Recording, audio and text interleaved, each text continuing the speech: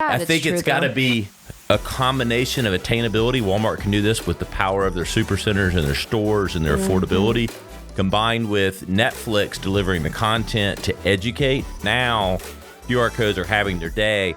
And if you're a small business, this is a great way. The most easy example is like menus for a restaurant. Like, again, get rid of paper. These creators are creating these virtual games, and they change dynamically every week. It seems like they're playing something different. Radcast News. Hey guys, Ryan Alford, your host of the Radcast. You're listening to the Radcast. It's radical. We cover it. Here's Ryan and Reiley. Here's your host, Ryan Alford. Hey guys, what's up? Welcome to the latest edition of the Radcast. It's our weekly marketing and advertising news here on Friday, May 14th, 2021. I'm joined as normal with my lovely co-host, Reiley Clark. What's up? Hey, it's Friday. It's one of those, it's just May the 14th be with you. Oh, I'm late. We're 10 days off, but that's okay. That's okay. I missed it. Yeah, I missed it too. I was really upset because I'm a Star Wars person, and so I was upset. I didn't even really get to, but I did go out for a margarita the next day. My brother and I, we did get margaritas. I think I'll have a margarita tonight just to celebrate. A couple days ago. I had one on. I actually had it on Cinco, but May the 4th, it kind of missed me. But I was saying that out loud as announcing today's date, and I'm like, oh. I missed the 4th, or didn't make it's enough. Okay. We can just celebrate it 10 days later. Yes, It's all the same. May the 14th be with you, wherever you are, whenever you are, however you are. Welcome to the show. Yeah. How's your week been, though? It's been good. Yeah. Been a good week. Lots of new business. I say that every week, but it's. But it's true. I mean, it's true. We have a lot of proposals, and just like I'm either building a proposal or talking to a client, a new potential client, or working on new clients. We've got a lot of exciting things going on, and it's been a good month. It's getting to be boat season, which I'm excited about. Getting the old boat ready, and we've been the last couple weekends, and we wound down some of the soccer things. We're ending a few sports, picking up new ones. So nice. The boys are starting to swim. Their swim team has started, so that's picking up. I miss those days. I miss summer league swimming. Ugh, those are the best times. Yeah. So they enjoy it. And That's awesome. It's been a little bit of a cold spell for Greenville, South Carolina. It was freezing yesterday, and I know. Here we are. It's warming up for the weekend, luckily, but I'm ready for some 80s. Yeah. Yeah, me too. It's like, come on.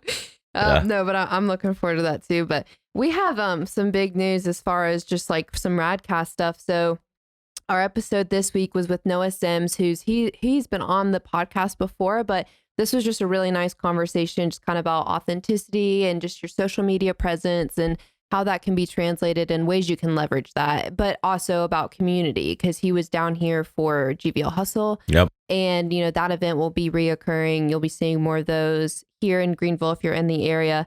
But that was a really good episode. So that was out this Tuesday. And then next week episode is with a lady, brilliant PR lady. Her name is Gloria Chow. And she has created this 3-step PR method to hack your own PR. And on the day that the episode releases, which is May 18th, is the day she's having this really big masterclass, and it's free. So we'll be putting all the information out for you to sign up that way. But definitely go check her out in the meantime if that's something you're curious about learning. Hey, people, in all seriousness, PR is more important than it's ever been in your marketing mix. Gloria gives a lot of amazing advice. Her CPR method is the bomb. And so, again, no matter where you are as a brand, if you're listening and you run a big agency or corporation or whatever it is, you need to be up in your PR game. So you get some good tips on the podcast. Oh, yeah. You can check out her masterclass. And if you're a small business, you need to even more so pay attention, or a personal brand or whatever. This is how you get your name out there for earned media. The difference between earned and paid is people generally, and I would say just they do, but generally speaking, it's more authentic. When someone else is running an article about you and you get it pitched as a story versus paid advertising, where, don't get me wrong, they both work. They're both part of your marketing mix, but it's really valuable in today's world of being real and being informational versus sell.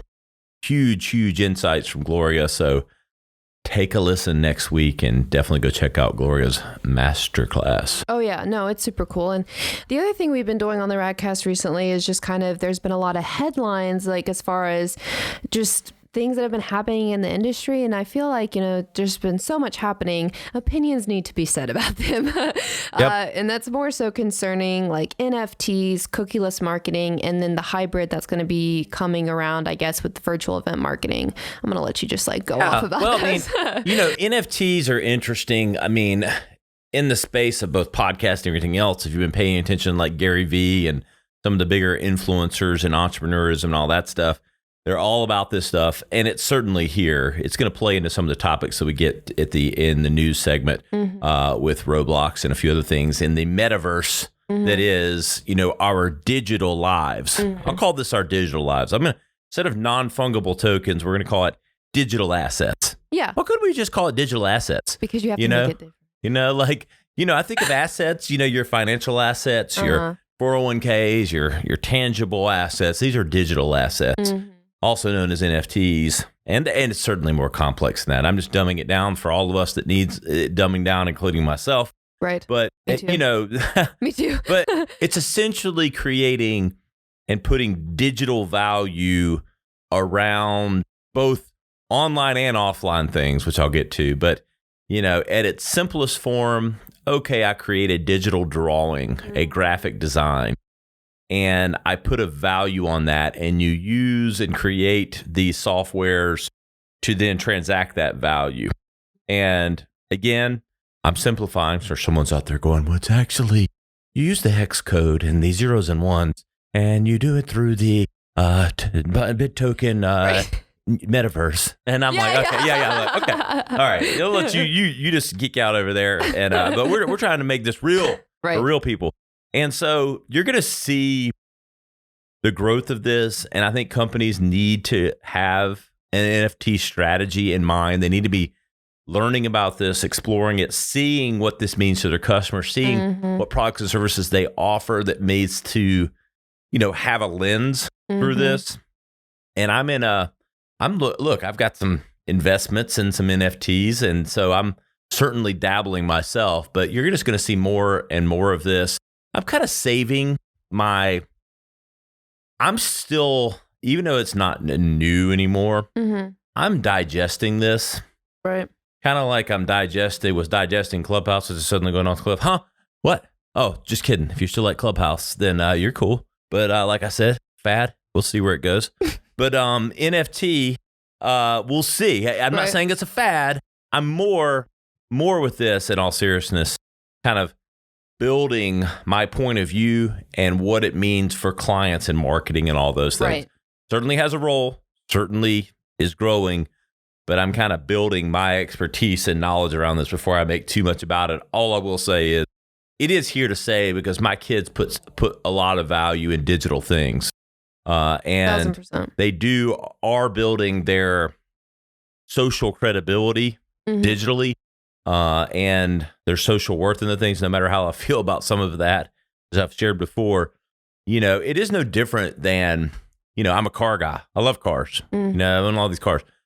These guys put less value on the tangible real world stuff and are more in that metaverse, and all of this kind of falls a little bit in that. It's all related. So we'll see. But Cookieless, here's the deal. You need to be collecting first-party data. How do you do that? You need to have email collection forms, and you need to be having transparent, real conversations with your customers so that they want to give you that data. Because when Cookieless gets here, it's going to be vitally important that you're dealing and have first-party data on prospects, customers, etc. You need to do that through straight-up ways, and there's ways to do that. Call Radical, and we'll help you. Exactly. The only commercial of the day. But virtual events. Look, we're getting back to this place where people are getting comfortable, thank God. Cases are dwindling, thank God. You're going to see this hybrid approach continue to evolve with virtual events and live events where a lot of people still want to stay home, or it's just more efficient. I think with efficiency, maybe we'll save some trees and some gas and all that stuff for people flying as much unnecessarily. You're going to see these hybrid approaches. And, I just want to be a hologram. I want to be digitally hologrammed as a speaker into a conference. I'm going to be in the Radcast studio and I'm going to be hologrammed into the FedEx event that I was supposed to speak at. Well, we could have done that. Speaking of Star Wars, this is literally how they commute. Like you just put your little thing out there, and then you just pop up, and that's gonna happen. So it's coming, but yeah, lots of stuff coming. We've been talking about these things. It's important that you can keep up with it, and you know where to keep up with it right here on the Radcast. Now let's get to Reiley in the news. All right, so our news updates this week, we're going to hit these super quickly today because this is what's going on. So this is the condensed hyper version because there's just a lot of topics to hit here. So first of all, there is this new show on Netflix called Waffles and Mochi, however you want to say it. I butchered it, I'm sure. But anyway, I've actually watched a couple episodes of this because the concept was interesting to me. And I was like, okay, even though this is a kid's show, like I took things away from it. You're really a kid at heart, too. Let's tell you. I mean, it's true. It's true. So, essentially, this is an interesting collaboration because Walmart and Netflix are kind of coming together and trying to emphasize more ways for kids to have better resources to what healthy foods are, how to make healthier foods, and why they're important. So cool collaboration concept and really cool partnership from Walmart. Yes. And look, I don't know every single detail of this collaboration, but here's what I like. 2 really big brands, 2 really big companies coming together with a lot of pull and clout and the ability to impact people positively. We have an obesity problem in America. We have an issue with the education of our children on food, especially underprivileged children, that are hungry, quite frankly, and the options that are really inexpensive are really processed, really bad for you food, and the stuff that is healthy is typically less attainable. And so it's sad. I think it's got to be a combination of attainability. Walmart can do this with the power of their supercenters and their stores and their affordability, combined with Netflix delivering the content to educate. So it's a great tandem. I love seeing this positive stuff that come out of corporation with great power and great. Look, these companies have benefited tremendously and been successful, yes, on their own regard, but because of America and because of all of our people that buy their products, that buy their services. And so with great size comes great responsibility. And, I commend them for stepping up and taking on what needs to be addressed. Absolutely. Absolutely. Second topic is QR codes. Okay. Besides getting into the obvious of how this has been, leveraging your loyalty and boosting sales, what can small businesses do to kind of take this vantage point? I mean, we've seen Burger King, McDonald's, Starbucks, like everyone's been using this. How can you scale this down? All right. 2 things. One, at lunch today, right before we were recording this episode, I had Cheez-Its with my my sandwich. Right. And on the back was a QR code as big as my fist and about a contest or whatever. I say this more as the example of the proliferation and how this stuff is catching my eye. Like QR codes came out, all the rage, like 8 years ago, 7 years ago, whenever it was, when they hit heavy. And they didn't take off because people were kind of annoyed. The smartphones weren't as made as readily available. You had to download like 3 apps to get to it, maybe 1, whatever. But anyway, friction for using them and the experiences weren't great. Now that it's built into the iPhone, it's built into the camera. All you got to do is show it. And so it's an easier experience. And then stuff like COVID and not touching and all these variables have come together. So now QR codes are having their day. And if you're a small business, this is a great way. The most easy example is like menus for a restaurant. Like, again, get rid of paper. We don't got to go back. We don't have to go back. We don't need that paper. Like, don't need to go back. Just because COVID goes away or whatever, it's a good idea not to use the paper. Let's be more efficient. So there's that. It looks cleaner. Yeah. You're running sales. Have one on your board. If you have a retail shop with any kind of foot traffic, you need to have a QR code that goes to your e-commerce store directly.